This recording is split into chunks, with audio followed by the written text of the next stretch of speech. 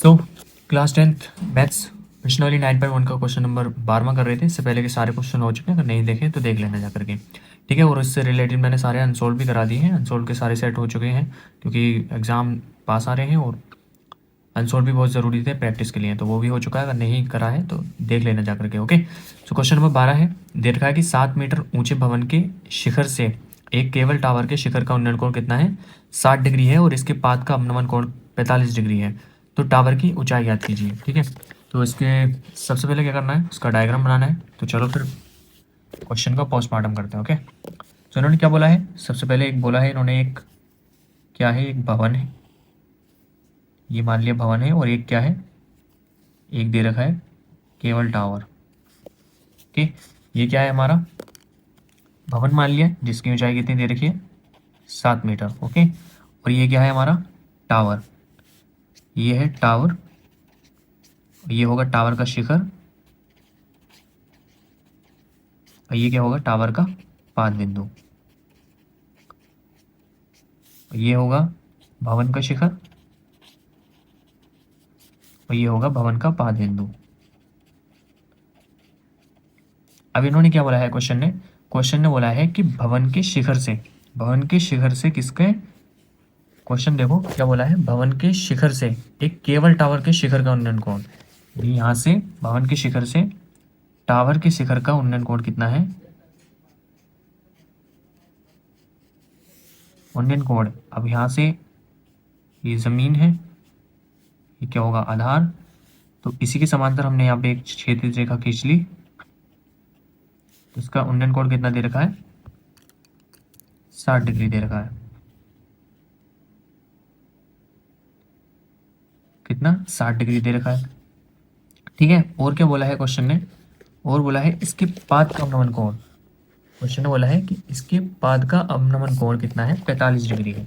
किसके पाद का, टावर के पाद का। उन्होंने बोला है कि 7 मीटर ऊंचे भवन के शिखर से टावर के शिखर का उन्नयन कोण कितना है, 60 डिग्री, और इसके पाद का अवनमन कोण, यानी यहाँ से यहाँ तक का, इसके पाद का अवनमन कोण बोले तो यहाँ पे जो कोण बनेगा वो कितना दे रखा है, 45 डिग्री। अब आपने एक चीज़ पढ़ रखी होगी क्लास 9 क्लास 10 में, क्या होता है, ये दोनों समांतर रेखा है एक दूसरे की, ये हमने क्षेत्रीय रेखा खींची है, और ये इसके नीचे वाली रेखा है एक, ठीक है। तो आपने पढ़ रखा होगा कि जो दो समांतर रेखाएं होती हैं, उन समांतर रेखाओं को जब कोई तीसरी रेखा विभाजित करती है तो उसके जो एकांतर कोण होते हैं वो आपस में बराबर होते हैं, यानी यहाँ पे जो कोण बनेगा वही कोण यहाँ पर बनेगा, ठीक है। अगर मानो यहाँ पे 45 डिग्री का कोण बनना है तो यहाँ पर भी कितने डिग्री का बनेगा, 45 का। यहाँ पे 45 से ज़्यादा या कम का बनता है तो यहाँ पर भी 45 से ज़्यादा या कम का कोण बनेगा। तो ये चीज़ हो गई।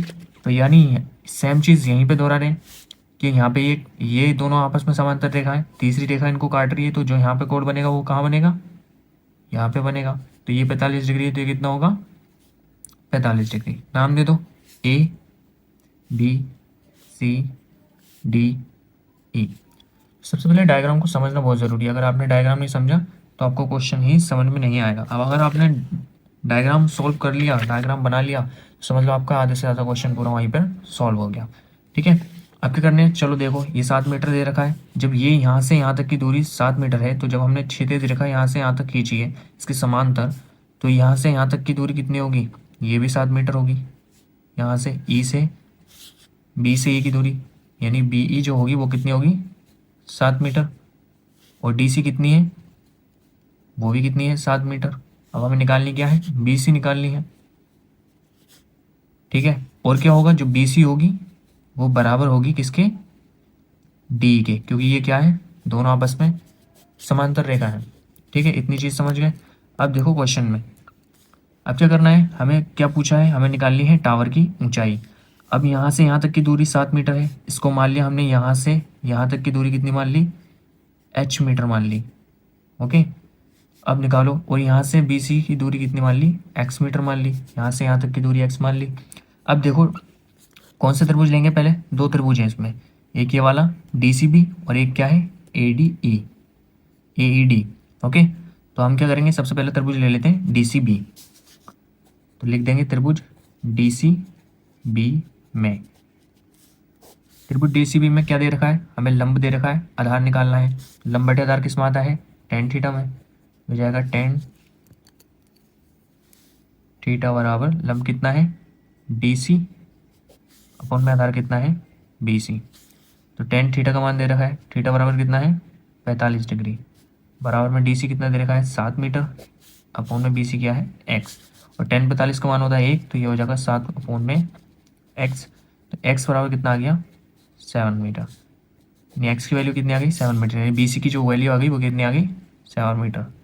ये भी 7, ये भी 7, ये भी 7 और ये भी 7, ठीक है, सारे कितनी आ गई, 7 मीटर आ गई। अब हमें एक्स की वैल्यू मालूम चल गई। अब हम क्या करेंगे, इसकी देखो, अब देखते हैं त्रिभुज कौन सा, AED में। इससे पहले एक चीज़ देख लो कि जो यहाँ से A से B तक की दूरी होगी वो कितनी होगी, जब यहाँ से यहाँ तक AE जो है वो कितनी है, 7 मीटर।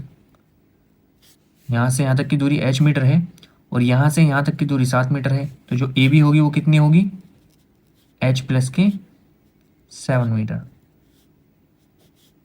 ठीक। तो अब देखो कौन सा त्रिभुज लेंगे, अब लेंगे त्रिभुज ADE में। यहाँ पे ले लो त्रिभुज ADE में, या AED ले लो, मतलब यही है, सिर्फ नाम सही करके लिख देना इसका, AED में।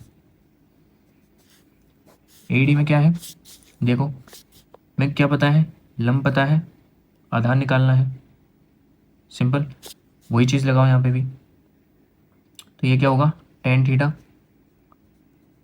बराबर AE अपॉन में DE। टेन थीटा का मान कितना दे रखा है, 60 डिग्री, बराबर में AE कितना है, h मीटर, और DE कितना है, इसको 7 मीटर ले लें, 7 मीटर, ओके, क्योंकि ये जो है वो इसके बराबर है, ओके। तो देखो टेन 60 का मान कितना होता है, √3, बराबर में h अपॉन में 7।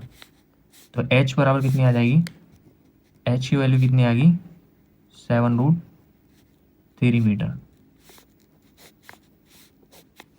h की वैल्यू निकल आई, यानी कहाँ से कहाँ तक की, AE की वैल्यू निकल आई।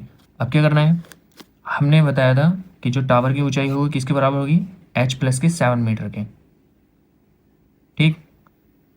h प्लस के 7 मीटर के बराबर होगी, तो हमें क्या करना पड़ेगा, अब देखो h प्लस के 7 मीटर के बराबर होगी, तो यहाँ पे जो AB होगी वो कितनी होगी, h प्लस के 7 मीटर, और h की वैल्यू कितनी आई है, 7√3 प्लस के 7, ठीक। तो जो वो होगा AB होगी वो क्या होगी, यहाँ से 7 कॉमन आ गया, अंदर कितना बचा, √3, यहाँ से 7 कॉमन आ गया, और यहाँ से कितना बचा, 1। तो जो AB की वैल्यू होगी वो कितनी होगी, 7 इंटू √3 प्लस के 1 मीटर। इतना सिंपल सा क्वेश्चन था। सिर्फ करना क्या है, सबसे पहले डायग्राम बनाना है, डायग्राम को समझना है। अगर डायग्राम बनाना आ गया तो समझ लो क्वेश्चन तुम्हारा सॉल्व। यहाँ पे ज़्यादातर जो परेशान करता है वो अवनमन कोण ही करता है, तो उसकी कोई ज़्यादा परेशानी वाली बात नहीं है, क्योंकि यहाँ पे जो समांतर रेखा है दोनों, और जब समांतर रेखा को कोई तीसरी रेखा विभाजित करती है तो जो उनके एकांतर कोण होते हैं वो आपस में बराबर होते हैं, ठीक है। सबसे पहले कौन सा त्रिभुज लेना है, त्रिभुज ले लेते हैं पहले नीचे वाला DCB वाला, ये वाला त्रिभुज, ये वाला ले लेना है, और फिर उसके बाद में ऊपर वाला ले लेना है, ये वाला, इसका कोण कितना है, ऊपर वाले का 60 डिग्री और इसका कितना है 45 डिग्री, ओके। सिंपल सा क्वेश्चन है, ये भी क्वेश्चन खत्म होता है यहीं पर।